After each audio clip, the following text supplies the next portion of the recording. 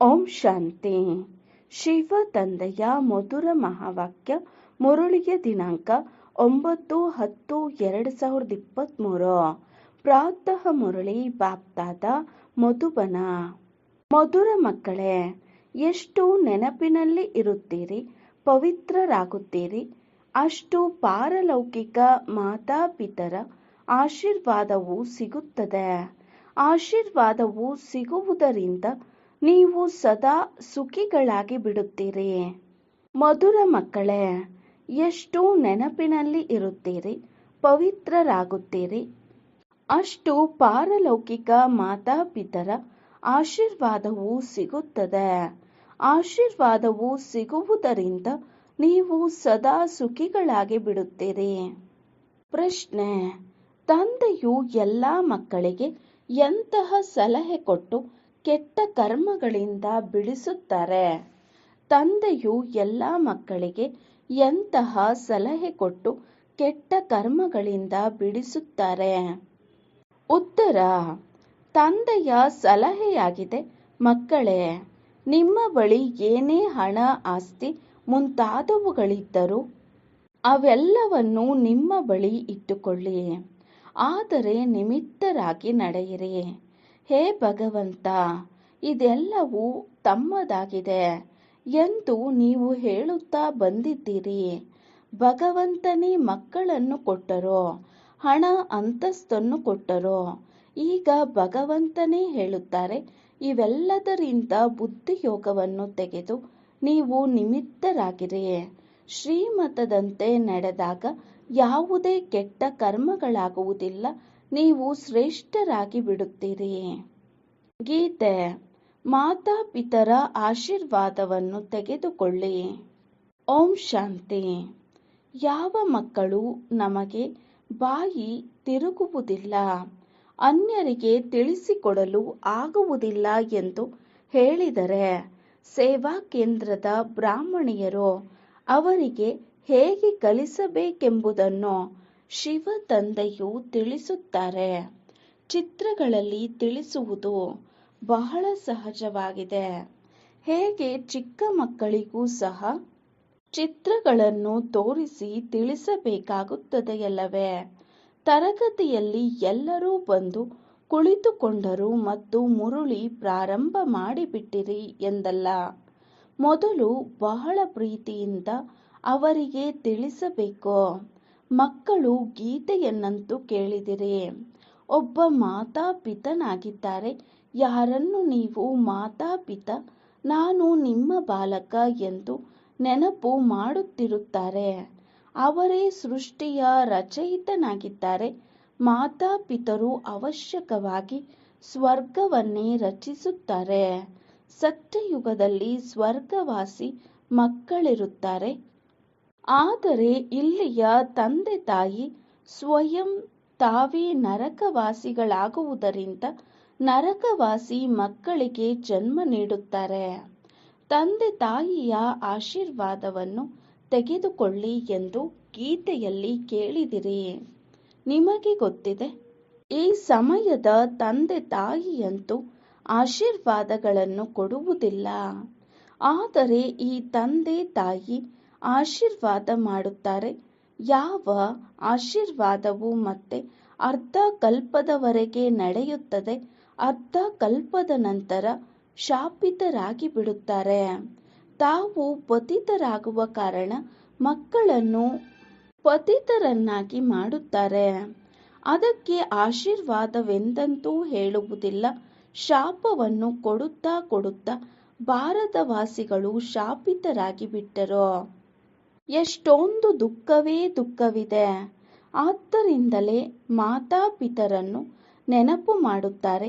ಈಗ ಯಾರನ್ನು ಕರೆಯುತ್ತಿದ್ದೀರೋ ಆ ಮಾತಾಪಿತರು ಆಶೀರ್ವಾದ ಮಾಡುತ್ತಿದ್ದಾರೆ ಮತ್ತು ಓದಿಸಿ ಪತಿತರಿಂದ ಪಾವನರನ್ನಾಗಿ ಮಾಡುತ್ತಿದ್ದಾರೆ. ಇಲ್ಲಿ ಆಸೂರಿ ಸಂಪ್ರದಾಯ ರಾವಣ ರಾಜ್ಯವಿದೆ. ಅಲ್ಲಿ ದೈವಿ ಸಂಪ್ರದಾಯ ರಾಮರಾಜ್ಯವಿರುತ್ತದೆ. ರಾವಣನ ಜನ್ಮವೂ ಸಹ ಭಾರತದಲ್ಲಿಯೇ ಆಗಿದೆ. ಶಿವ ತಂದೆ ಯಾರನ್ನು ರಾಮನೆಂದು ಹೇಳುತ್ತೇವೆಯೋ ಅವರ ಜನ್ಮವೂ ಸಹ ಭಾರತದಲ್ಲಿಯೇ ಆಗಿದೆ. ಯಾವಾಗ ನೀವು ವಾಮ ಮಾರ್ಗದಲ್ಲಿ ಹೊರಟು ಹೋಗುವಿರೋ ಆಗ ಭಾರತದಲ್ಲಿ ರಾವಣ ರಾಜ್ಯವು ಪ್ರಾರಂಭವಾಗುತ್ತದೆ. ಆದ್ದರಿಂದ ಭಾರತವನ್ನೇ ರಾಮನಾದ ಪರಮಪಿತ ಪರಮಾತ್ಮನು ಬಂದು ಪತಿತರಿಂದ ಪಾವನರನ್ನಾಗಿ ಮಾಡುತ್ತಾರೆ. ರಾವಣನು ಬಂದಾಗ ಮನುಷ್ಯರು ಪತಿತರಾಗುತ್ತಾರೆ. ರಾಮನೂ ಹೋದ, ರಾವಣನೂ ಹೋದ. ರಾವಣನದು ಬಹಳ ದೊಡ್ಡ ಪರಿವಾರವಿದೆ ಎಂದು ಹಾಡುತ್ತಾರೆ. ರಾಮನ ಪರಿವಾರವಂತೂ ಬಹಳ ಚಿಕ್ಕದಾಗಿದೆ. ಮತ್ತೆಲ್ಲ ಧರ್ಮಗಳು ಸಮಾಪ್ತಿಯಾಗಿ ಬಿಡುತ್ತವೆ, ಎಲ್ಲದರ ವಿನಾಶವಾಗಿ ಬಿಡುತ್ತವೆ. ಬಾಕಿ ನೀವು ದೇವಿ ದೇವತೆಗಳೇ ಇರುತ್ತೀರಿ. ನೀವೀಗ ಯಾರು ಬ್ರಾಹ್ಮಣರಿದ್ದೀರೋ ನೀವೇ ಸತ್ಯಯುಗಕ್ಕೆ ವರ್ಗಾವಣೆಯಾಗುತ್ತೀರಿ. ಅಂದಾಗ ಈಗ ನಿಮಗೆ ತಂದೆ ತಾಯಿಯ ಆಶೀರ್ವಾದಗಳು ಸಿಗುತ್ತಿವೆ. ಆ ಮಾತಾಪಿತರು ನಿಮ್ಮನ್ನು ಸ್ವರ್ಗದ ಮಾಲೀಕರನ್ನಾಗಿ ಮಾಡುತ್ತಾರೆ. ಅಲ್ಲಂತೂ ಸುಖವೇ ಸುಖವಿರುತ್ತದೆ. ಈ ಸಮಯದಲ್ಲಿ ಕಲಿಯುಗದಲ್ಲಿ ದುಃಖವಿದೆ. ಎಲ್ಲ ಧರ್ಮದವರು ದುಃಖಿಯಾಗಿದ್ದಾರೆ. ಈಗ ಕಲಿಯುಗದ ನಂತರ ಸತ್ಯಯುಗವು ಬರಲಿದೆ. ಕಲಿಯುಗದಲ್ಲಿ ಎಷ್ಟೊಂದು ಜನಸಂಖ್ಯೆ ಇದೆ. ಆದರೆ ಸತ್ಯಯುಗದಲ್ಲಂತೂ ಇಷ್ಟೊಂದು ಜನಸಂಖ್ಯೆ ಇರುವುದಿಲ್ಲ. ಎಷ್ಟು ಜನ ಬ್ರಾಹ್ಮಣರಿರುವರೋ ಅವರೇ ನಂತರ ಅಲ್ಲಿ ದೇವತೆಗಳಾಗುತ್ತಾರೆ. ತ್ರೇತಾದವರೆಗೂ ವೃದ್ಧಿಯಾಗುತ್ತಿರುತ್ತಾರೆ. ಕ್ರಿಸ್ತನಿಗೆ 3000 ವರ್ಷಗಳ ಮೊದಲು ಸತ್ಯಯುಗವಿತ್ತೆಂದು ಹೇಳುತ್ತಾರೆ. ಕ್ರಿಸ್ತನಿಗೆ ಮೊದಲು ಮತ್ತು ಕ್ರಿಸ್ತನಿಗೆ ನಂತರ, ಕ್ರಿಸ್ತ ಪೂರ್ವ, ಕ್ರಿಸ್ತ ಶಕ. ತಿಳಿದಿದೆಯಲ್ಲವೇ? ಸತ್ಯಯುಗದಲ್ಲಂತೂ ಒಂದೇ ಧರ್ಮ, ಒಂದೇ ರಾಜ್ಯವಿರುತ್ತದೆ. ಅಲ್ಲಿ ಮನುಷ್ಯರೂ ಸಹ ಕಡಿಮೆ ಇರುತ್ತಾರೆ. ಕೇವಲ ಭಾರತವೇ ಇರುತ್ತದೆ. ಮತ್ಯಾವುದೇ ಧರ್ಮವಿರುವುದಿಲ್ಲ. ಕೇವಲ ಸೂರ್ಯವಂಶೀಯರೇ ಇರುತ್ತಾರೆ. ಚಂದ್ರವಂಶೀಯರು ಇರುವುದಿಲ್ಲ. ಸೂರ್ಯವಂಶೀಯರಿಗೆ ಭಗವಾನ್ ಭಗವತಿ ಎಂದು ಹೇಳಬಹುದು, ಏಕೆಂದರೆ ಅವರು ಸಂಪೂರ್ಣರಾಗಿದ್ದಾರೆ. ನೀವು ಮಕ್ಕಳಿಗೆ ಗೊತ್ತಿದೆ, ಪತಿತ ಪಾವನನಂತೂ ಒಬ್ಬ ಪರಂಪಿತ ಪರಮಾತ್ಮನೇ ಆಗಿದ್ದಾರೆ. ಚಕ್ರದ ಚಿತ್ರದ ಕಡೆ ತೋರಿಸುತ್ತಾ ನೋಡಿ. ತಂದೆಯು ಮೇಲೆ ಕುಳಿತಿದ್ದಾರೆ. ಈ ಬ್ರಹ್ಮರವರ ಮೂಲಕ ಸ್ಥಾಪನೆ ಮಾಡಿಸುತ್ತಿದ್ದಾರೆ. ಈಗ ನೀವು ಓದುತ್ತಿದ್ದೀರಿ. ಯಾವಾಗ ಈ ದೇವತೆಗಳ ರಾಜ್ಯವಿರುತ್ತದೆಯೋ ಆಗ ಮತ್ಯಾವುದೇ ಧರ್ಮವಿರುವುದಿಲ್ಲ. ಮತ್ತೆ ಅರ್ಧ ಕಲ್ಪದ ನಂತರ ವೃದ್ಧಿ ಹೊಂದುತ್ತಾ ಹೋಗುತ್ತದೆ. ಮೇಲಿನಿಂದ ಆತ್ಮಗಳು ಬರುತ್ತಾ ಹೋಗುತ್ತಾರೆ. ವರ್ಣಗಳು ಬದಲಾಗುತ್ತಿರುತ್ತಾ ಹೋಗುತ್ತದೆ. ಜೀವಾತ್ಮಗಳು ಹೆಚ್ಚುತ್ತಾ ಹೋಗುತ್ತಾರೆ. ಸತ್ಯಯುಗದಲ್ಲಿ ಕೇವಲ 9 ಲಕ್ಷ ಜನಸಂಖ್ಯೆ ಇರುತ್ತದೆ. ನಂತರ ಕೋಟಿಯಾಗುತ್ತದೆ. ನಂತರ ವೃದ್ಧಿ ಹೊಂದುತ್ತಾ ಹೋಗುತ್ತದೆ. ಸತ್ಯಯುಗದಲ್ಲಿ ಭಾರತವು ಶ್ರೇಷ್ಠಾಚಾರಿ ಆಗಿತ್ತು. ಈಗ ಭ್ರಷ್ಟಾಚಾರಿಯಾಗಿದೆ. ಎಲ್ಲ ಧರ್ಮದವರು ಶ್ರೇಷ್ಠಾಚಾರಿಗಳು ಆಗಿಬಿಡುತ್ತಾರೆ ಎಂದಲ್ಲ. ಎಷ್ಟೊಂದು ಮನುಷ್ಯರಿದ್ದಾರೆ. ಇಲ್ಲಿಯೂ ಭ್ರಷ್ಟಾಚಾರಿಯಿಂದ ಶ್ರೇಷ್ಠಾಚಾರಿ ಆಗುವುದರಲ್ಲಿ ಎಷ್ಟೊಂದು ಪರಿಶ್ರಮವಾಗುತ್ತದೆ. ಗಳಿಗೆ ಗಳಿಗೆಯೂ ಶ್ರೇಷ್ಠಾಚಾರಿಗಳಾಗುತ್ತಾ ಆಗುತ್ತಾ ನಂತರ ವಿಕಾರದಲ್ಲಿ ಹೋಗಿ ಭ್ರಷ್ಟಾಚಾರಿಗಳಾಗಿ ಬಿಡುತ್ತಾರೆ. ತಂದೆಯು ತಿಳಿಸುತ್ತಾರೆ, ಮಕ್ಕಳೇ, ನಾನು ಕಪ್ಪಾಗಿದ್ದ ನಿಮ್ಮನ್ನು ಸುಂದರರನ್ನಾಗಿ ಮಾಡಲು ಬಂದಿದ್ದೇನೆ. ನೀವು ಗಳಿಗೆ ಗಳಿಗೆಯೂ ಬಿದ್ದು ಹೋಗುತ್ತೀರಿ. ಬೇಹದ್ದಿನ ತಂದೆಯಂತೂ ನೇರ ಮಾತನ್ನು ತಿಳಿಸುತ್ತಾರೆ. ನೀವು ಕುಲ ಕಳಂಕಿತರಾಗುತ್ತೀರಾ. ಮುಖವನ್ನು ಕಪ್ಪು ಮಾಡಿಕೊಳ್ಳುತ್ತೀರಾ. ನೀವು ಸುಂದರರಾಗುವುದಿಲ್ಲವೇ? ನೀವು ಅರ್ಧ ಕಲ್ಪ ಶ್ರೇಷ್ಠರಾಗಿದ್ದೀರಿ. ನಂತರ ಕಲೆಗಳು ಕಡಿಮೆಯಾಗುತ್ತಾ ಹೋಗುತ್ತವೆ. ಕಲಿಯುಗದ ಅಂತ್ಯದಲ್ಲಂತೂ ಪೂರ್ಣ ಕಲೆಗಳೆಲ್ಲವೂ ಸಮಾಪ್ತಿಯಾಗಿ ಬಿಡುತ್ತದೆ. ಸತ್ಯಯುಗದಲ್ಲಿ ಕೇವಲ ಭಾರತ ಒಂದೇ ಇತ್ತು. ಆದರೆ ಈಗ ಎಲ್ಲ ಧರ್ಮಗಳಾಗಿವೆ. ತಂದೆಯು ಬಂದು ಪುನಃ ಸತ್ಯಯುಗಿ ಶ್ರೇಷ್ಠ ಸೃಷ್ಟಿಯನ್ನು ಸ್ಥಾಪನೆ ಮಾಡುತ್ತಾರೆ. ನೀವು ಸಹ ಶ್ರೇಷ್ಠಾಚಾರಿಗಳಾಗಬೇಕು. ಅಂದ ಮೇಲೆ ಯಾರು ಬಂದು ಶ್ರೇಷ್ಠಾಚಾರಿಗಳನ್ನಾಗಿ ಮಾಡುತ್ತಾರೆ? ತಂದೆಯು ಬಡವರ ಬಂಧುವಾಗಿದ್ದಾರೆ. ಹಣದ ಮಾತಿಲ್ಲ. ಇಂತಹ ಬೇಹದ್ದಿನ ತಂದೆಯ ಬಳಿ ಶ್ರೇಷ್ಠರಾಗಲು ಬರುತ್ತೀರೆಂದರೂ ಸಹ ನೀವು ಅಲ್ಲಿ ಏಕೆ ಹೋಗುತ್ತೀರಾ ಎಂದು ಮನುಷ್ಯರು ಕೇಳುತ್ತಾರೆ. ಎಷ್ಟೊಂದು ವಿಘ್ನಗಳನ್ನು ಹಾಕುತ್ತಾರೆ. ಈ ರುದ್ರ ಜ್ಞಾನ ಯಜ್ಞದಲ್ಲಿ ಅಸುರರ ವಿಘ್ನಗಳು ಬಹಳ ಬರುತ್ತವೆ ಎಂದು ನಿಮಗೆ ಗೊತ್ತಿದೆ. ಅಬಲೆಯರ ಮೇಲೆ ಅತ್ಯಾಚಾರವಾಗುತ್ತದೆ. ಕೆಲವು ಸ್ತ್ರೀಯರು ಸಹ ಬಹಳ ತೊಂದರೆ ಕೊಡುತ್ತಾರೆ. ವಿಕಾರಕ್ಕೋಸ್ಕರ ಮದುವೆಯಾಗುತ್ತಾರೆ. ಈಗ ತಂದೆಯು ಕಾಮಚಿತೆಯಿಂದ ಇಳಿಸಿ ಜ್ಞಾನಚಿತೆಯ ಮೇಲೆ ಕೂರಿಸುತ್ತಾರೆ. ಇದು ಜನ್ಮ ಜನ್ಮಾಂತರದ ಒಪ್ಪಂದವಾಗಿದೆ. ಈ ಸಮಯದಲ್ಲಿ ರಾವಣ ರಾಜ್ಯವಾಗಿದೆ. ಸರ್ಕಾರವೂ ಸಹ ಎಷ್ಟೊಂದು ಖರ್ಚು ಮಾಡುತ್ತದೆ. ರಾವಣನನ್ನು ಸುಡುತ್ತಾರೆ. ಆಟವನ್ನು ನೋಡಲು ಹೋಗುತ್ತಾರೆ. ಈ ರಾವಣನು ಎಲ್ಲಿಂದ ಬಂದನು? ರಾವಣನ ಜನ್ಮವಾಗಿ 2500 ವರ್ಷಗಳಾಗಿವೆ. ರಾವಣನು ಎಲ್ಲರನ್ನೂ ಶೋಕವಾಟಿಕೆಯಲ್ಲಿ ಕೂರಿಸಿದ್ದಾನೆ. ಎಲ್ಲರೂ ದುಃಖಿಯೇ ದುಃಖಿಯಾಗಿದ್ದಾರೆ. ರಾಮರಾಜ್ಯದಲ್ಲಿ ಎಲ್ಲರೂ ಸುಖಿಯೇ ಸುಖಿಯಾಗುತ್ತಾರೆ. ಈಗ ಕಲಿಯುಗದ ಅಂತ್ಯವಾಗಿದೆ. ವಿನಾಶವು ಸಮ್ಮುಖದಲ್ಲಿ ನಿಂತಿದೆ. ಇಷ್ಟು ಕೋಟ್ಯಾಂತರ ಮನುಷ್ಯರು ಸಾಯುತ್ತಾರೆಂದರೆ ಅವಶ್ಯಕವಾಗಿ ಯುದ್ಧವು ನಡೆಯುವುದಲ್ಲವೇ? ಸಾಸಿವೆಯ ಸಮಾನ ಎಲ್ಲರೂ ಪುಡಿ ಪುಡಿಯಾಗುತ್ತಾರೆ. ಈಗ ಅದರ ತಯಾರಿಗಳಾಗುತ್ತಿರುವುದನ್ನು ನೋಡುತ್ತಿರುವಿರಿ. ತಂದೆಯು ಸ್ವರ್ಗದ ಸ್ಥಾಪನೆ ಮಾಡುತ್ತಿದ್ದಾರೆ. ಈ ಜ್ಞಾನವನ್ನು ಮತ್ಯಾರೂ ಕೊಡಲು ಸಾಧ್ಯವಿಲ್ಲ. ಇದನ್ನು ತಂದೆಯೇ ಬಂದು ಕೊಡುತ್ತಾರೆ ಮತ್ತು ಪತಿತರನ್ನು ಪಾವನ ಮಾಡುತ್ತಾರೆ. ಸದ್ಗತಿ ಮಾಡುವವರು ಒಬ್ಬರೇ ತಂದೆಯಾಗಿದ್ದಾರೆ.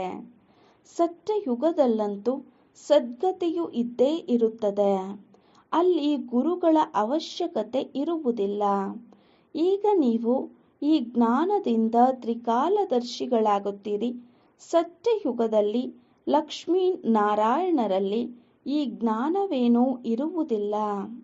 ಅಂದ ಮೇಲೆ ಈ ಜ್ಞಾನವು ಪರಂಪರೆಯಿಂದ ಹೇಗೆ ಬಂದಿತು? ಈಗ ಕಲಿಯುಗದ ಅಂತ್ಯವಾಗಿದೆ. ತಂದೆಯು ತಿಳಿಸುತ್ತಾರೆ, ನೀವು ನನ್ನನ್ನು ನೆನಪು ಮಾಡಿ ಸ್ವರ್ಗದ ರಾಜಧಾನಿ ಸ್ಥಾಪನೆ ಮಾಡುವ ತಂದೆಯನ್ನು ಮತ್ತು ಆಸ್ತಿಯನ್ನು ನೆನಪು ಮಾಡಿ. ಅವಶ್ಯಕವಾಗಿ ಪವಿತ್ರರಾಗಬೇಕಾಗುತ್ತದೆ. ಅದು ಪಾವನ ಪ್ರಪಂಚವಾಗಿದೆ. ಇದು ಪತಿತ ಪ್ರಪಂಚವಾಗಿದೆ. ಪಾವನ ಪ್ರಪಂಚದಲ್ಲಿ ಕಂಸ, ಜರಾಸಂಧ, ಹಿರಣ್ಯಕಶಿಪು ಮುಂತಾದವರು ಇರುವುದಿಲ್ಲ. ಕಲಿಯುಗದ ಮಾತುಗಳನ್ನು ಸತ್ಯಯುಗದಲ್ಲಿ ತೆಗೆದುಕೊಂಡು ಹೋಗಿದ್ದಾರೆ. ಶಿವ ತಂದೆಯು ಕಲಿಯುಗದ ಅಂತ್ಯದಲ್ಲಿ ಬಂದಿದ್ದಾರೆ. ಇದು ಶಿವ ತಂದೆಯು ಬಂದಿದ್ದಾರೆ. ನಾಳೆ ಕೃಷ್ಣನು ಬರುವನು. ಆದ್ದರಿಂದ ಶಿವ ತಂದೆ ಮತ್ತು ಶ್ರೀಕೃಷ್ಣನ ಪಾತ್ರವನ್ನು ಸೇರಿಸಿ ಬಿಟ್ಟಿದ್ದಾರೆ. ವಾಸ್ತವಿಕವಾಗಿ ಈ ಕಲಿಯುಗದ ಅಂತ್ಯದಲ್ಲಿ, ಅಂದರೆ ಇಂದು ಶಿವ ತಂದೆ ಬಂದಿದ್ದಾರೆ, ನಾಳೆ ಕೃಷ್ಣನು ಬರುವನು. ಆದ್ದರಿಂದ ಶಿವ ತಂದೆ ಮತ್ತು ಶ್ರೀಕೃಷ್ಣನ ಪಾತ್ರವನ್ನು ಸೇರಿಸಿ ಬಿಟ್ಟಿದ್ದಾರೆ. ಶಿವ ಭಗವಾನುವಾಚ, ಇವರ ಮೂಲಕ ಓದಿ ಕೃಷ್ಣನ ಆತ್ಮವು ಈ ಪದವಿಯನ್ನು ಪಡೆಯುತ್ತದೆ. ಅದನ್ನು ಅವರು ಗೀತೆಯಲ್ಲಿ ತಪ್ಪಾಗಿ ಕೃಷ್ಣನ ಹೆಸರನ್ನು ಹಾಕಿಬಿಟ್ಟಿದ್ದಾರೆ. ಇದೇ ತಪ್ಪು ಕಲ್ಪದ ನಂತರವೂ ಆಗುವುದು. ಮನುಷ್ಯರು ಭ್ರಷ್ಟಾಚಾರಿಗಳಾಗುವರು. ಆಗಲೇ ತಂದೆಯು ಬಂದು ಶ್ರೇಷ್ಠಾಚಾರಿಗಳನ್ನಾಗಿ ಮಾಡುವರಲ್ಲವೇ? ಶ್ರೇಷ್ಠಾಚಾರಿಗಳು 84 ಜನ್ಮಗಳನ್ನು ಪೂರ್ಣ ಮಾಡಿ ಭ್ರಷ್ಟಾಚಾರಿಗಳಾಗುತ್ತಾರೆ.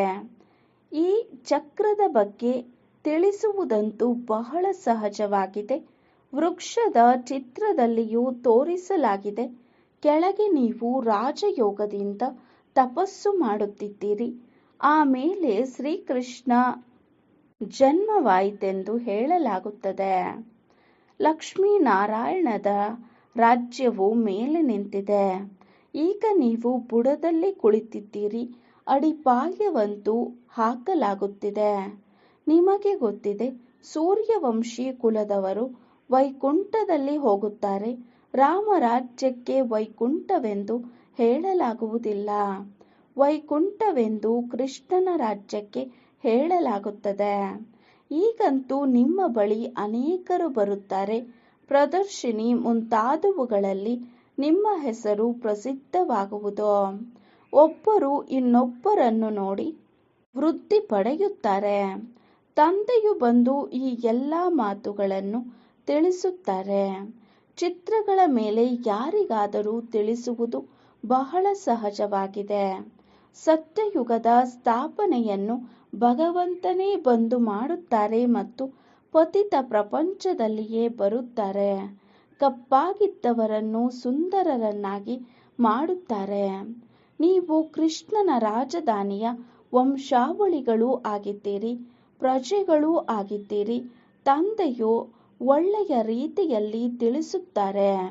ನಿರಾಕಾರ ಶಿವ ತಂದೆಯು ಆತ್ಮಗಳಿಗೆ ತಿಳಿಸುತ್ತಾರೆ, ತಾವು ನನ್ನನ್ನು ನೆನಪು ಮಾಡಿ. ಇದು ಆತ್ಮಿಕ ಯಾತ್ರೆಯಾಗಿದೆ.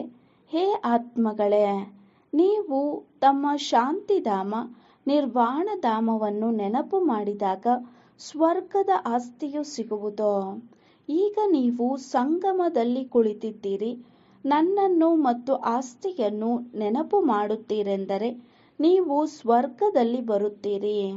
ಯಾರೆಷ್ಟು ನೆನಪು ಮಾಡುತ್ತೀರಿ ಮತ್ತು ಪವಿತ್ರರಾಗುವಿರೋ ಅಷ್ಟು ಶ್ರೇಷ್ಠ ಪದವಿಯು ಸಿಗುವುದು. ಧನವಾನ್ ಭವ, ಪುತ್ರವಾನ್ ಭವ, ಆಯುಷ್ಯವಾನ್ ಭವ. ನಿಮಗೆ ಎಷ್ಟೊಂದು ಆಶೀರ್ವಾದಗಳು ಸಿಗುತ್ತಿವೆ. ದೇವತೆಗಳ ಆಯಸ್ಸು ಬಹಳ ದೀರ್ಘವಾಗಿರುತ್ತವೆ. ಈಗ ಈ ಶರೀರವನ್ನು ಬಿಟ್ಟು ಹೋಗಿ ನಾನು ಚಿಕ್ಕ ಮಗುವಾಗಬೇಕೆಂದು ಸಾಕ್ಷಾತ್ಕಾರವಾಗುತ್ತದೆ. ಅಂದಾಗ ಇದು ಆಂತರ್ಯದಲ್ಲಿ ಬರಬೇಕು. ನಾನಾತ್ಮ ಈ ಹಳೆಯ ಶರೀರವನ್ನು ಬಿಟ್ಟು ಹೋಗಿ ಗರ್ಭದಲ್ಲಿ ನಿವಾಸ ಮಾಡುತ್ತೇನೆ. ಅಂತಮತಿ ಸೋಗತಿ. ವೃದ್ಧನಾಗಿರುವುದಕ್ಕಿಂತ ನಾನೇಕೆ ಹೋಗಿ ಮಗುವಾಗಬಾರದು? ಆತ್ಮವು ಈ ಶರೀರದ ಜೊತೆ ಇದ್ದಾಗ ಕಷ್ಟದ ಅನುಭವವಾಗುತ್ತದೆ. ಆತ್ಮವು ಶರೀರದಿಂದ ಬೇರೆಯಾದಾಗ ಆತ್ಮಕ್ಕೆ ಯಾವುದೇ ಕಷ್ಟದ ಅನುಭವವಾಗುವುದಿಲ್ಲ. ಶರೀರದಿಂದ ಬೇರೆಯಾಯಿತೆಂದರೆ ಮುಗಿಯಿತು. ನಾವು ಈಗ ಹೋಗಬೇಕಾಗಿದೆ. ಮೂಲವತನದಿಂದ ನಮ್ಮನ್ನು ಕರೆದುಕೊಂಡು ಹೋಗಲು ತಂದೆಯು ಬಂದಿದ್ದಾರೆ. ಇದು ದುಃಖಧಾಮವಾಗಿದೆ. ಈಗ ನಾವು ಮುಕ್ತಿಧಾಮಕ್ಕೆ ಹೋಗುತ್ತೇವೆ. ಎಲ್ಲರನ್ನೂ ಮುಕ್ತಿಧಾಮಕ್ಕೆ ಕರೆದುಕೊಂಡು ಹೋಗುತ್ತೇನೆ ಎಂದು ತಂದೆಯು ತಿಳಿಸುತ್ತಾರೆ. ಯಾವುದೆಲ್ಲ ಧರ್ಮದವರಿದ್ದಾರೆಯೋ ಎಲ್ಲರ ಮುಕ್ತಿಧಾಮಕ್ಕೆ ಹೋಗಬೇಕಾಗಿದೆ. ಅವರು ಪುರುಷಾರ್ಥವನ್ನು ಮುಕ್ತಿಧಾಮಕ್ಕೆ ಹೋಗುವುದಕ್ಕೋಸ್ಕರವೇ ಮಾಡುತ್ತಾರೆ.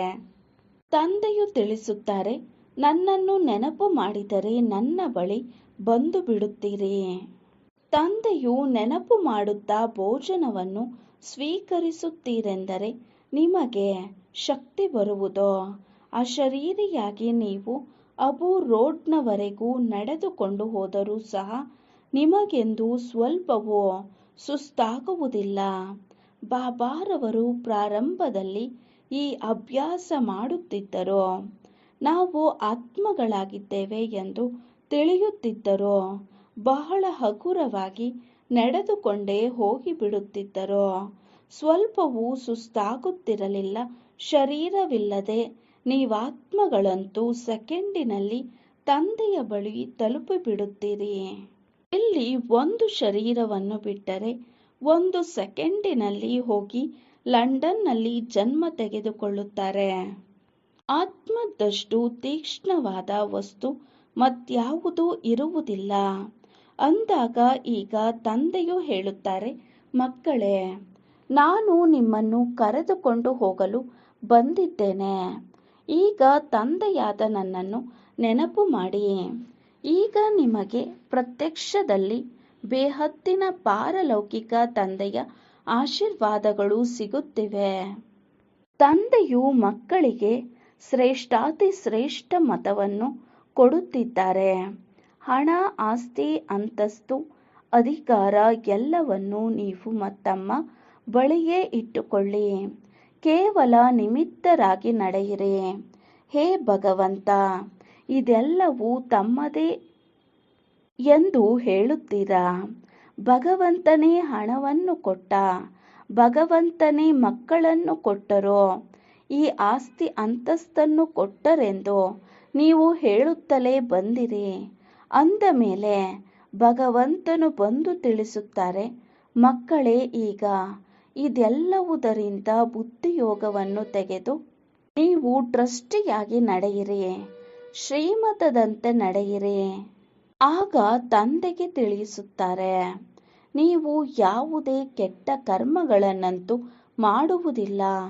ಶ್ರೀಮತದಂತೆ ನಡೆಯುವುದರಿಂದಲೇ ನೀವು ಶ್ರೇಷ್ಠರಾಗುತ್ತೀರಿ. ಆಸುರಿ ಮತದಂತೆ ನಡೆಯುವುದರಿಂದ ನೀವು ಭ್ರಷ್ಟರಾಗಿದ್ದೀರಿ.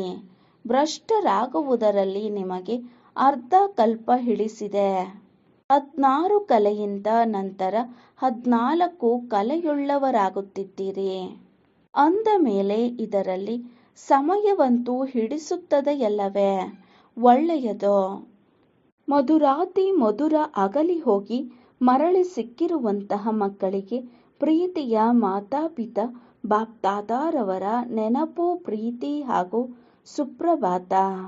ಆತ್ಮೀಯ ಮಕ್ಕಳಿಗೆ ಆತ್ಮೀಯ ತಂದೆಯ ನಮಸ್ತೆ.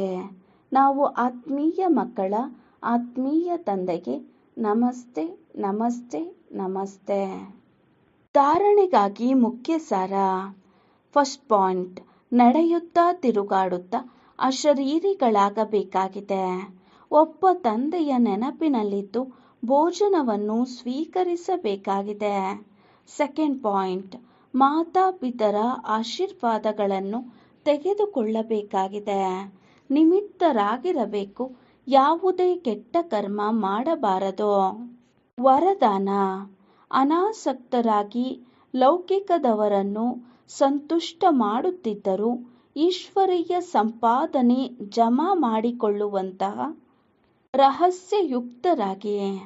ಅನಾಸಕ್ತರಾಗಿ ಲೌಕಿಕದವರನ್ನು ಸಂತುಷ್ಟ ಮಾಡುತ್ತಿದ್ದರೂ ಈಶ್ವರೀಯ ಸಂಪಾದನೆ ಜಮಾ ಮಾಡಿಕೊಳ್ಳುವಂತಹ ರಹಸ್ಯಯುಕ್ತರಾಗಿ. ವಿವರಣೆ: ಕೆಲವು ಮಕ್ಕಳು ಲೌಕಿಕ ಕಾರ್ಯ, ಲೌಕಿಕ ಪ್ರವೃತ್ತಿ, ಲೌಕಿಕ ಸಂಬಂಧ ಸಂಪರ್ಕ ನಿಭಾಯಿಸುತ್ತಾ ತಮ್ಮ ವಿಶಾಲ ಬುದ್ಧಿಯಿಂದ ಎಲ್ಲರನ್ನೂ ಸಂತುಷ್ಟ ಸಹ ಮಾಡುತ್ತಾರೆ ಮತ್ತು ಈಶ್ವರೀಯ ಸಂಪಾದನೆಯ ರಹಸ್ಯವನ್ನು ತಿಳಿಸುತ್ತಾ ವಿಶೇಷ ಭಾಗವನ್ನು ಸಹ ತೆಗೆದಿಡುತ್ತಾರೆ. ಈ ರೀತಿ ಎಕಾನಮಿ ಮತ್ತು ಏಕ್ನಮಿಯವರು ಅನಾಸಕ್ತ ಮಕ್ಕಳಾಗಿದ್ದಾರೆ. ಯಾರು ಸರ್ವ ಖಜಾನೆ, ಸಮಯ, ಶಕ್ತಿಗಳು ಮತ್ತು ಸ್ಥೂಲಧನವನ್ನು ಲೌಕಿಕದಿಂದ ಉಳಿತಾಯ ಮಾಡಿ ಅಲೌಕಿಕ ಕಾರ್ಯದಲ್ಲಿ ವಿಶಾಲ ಹೃದಯದಿಂದ ತೊಡಗಿಸುತ್ತಾರೆ, ಈ ರೀತಿ ಯುಕ್ತಿಯುಕ್ತ ರಹಸ್ಯಯುಕ್ತ ಮಕ್ಕಳು ಮಹಿಮಾ ಯೋಗ್ಯರಾಗಿದ್ದಾರೆ. ಸ್ಲೋಗನ್: ಸ್ಮೃತಿ ಸ್ವರೂಪರಾಗಿ ಪ್ರತಿ ಕರ್ಮ ಮಾಡುವಂತಹವರೇ ಪ್ರಕಾಶ ಸ್ತಂಭ ಆಗುತ್ತಾರೆ. ಸ್ಮೃತಿ ಸ್ವರೂಪರಾಗಿ ಪ್ರತಿ ಕರ್ಮ ಮಾಡುವಂತಹವರೇ ಪ್ರಕಾಶ ಸ್ತಂಭ, ಲೈಟ್ ಹೌಸ್ ಆಗುತ್ತಾರೆ. ಓಂ ಶಾಂತಿ.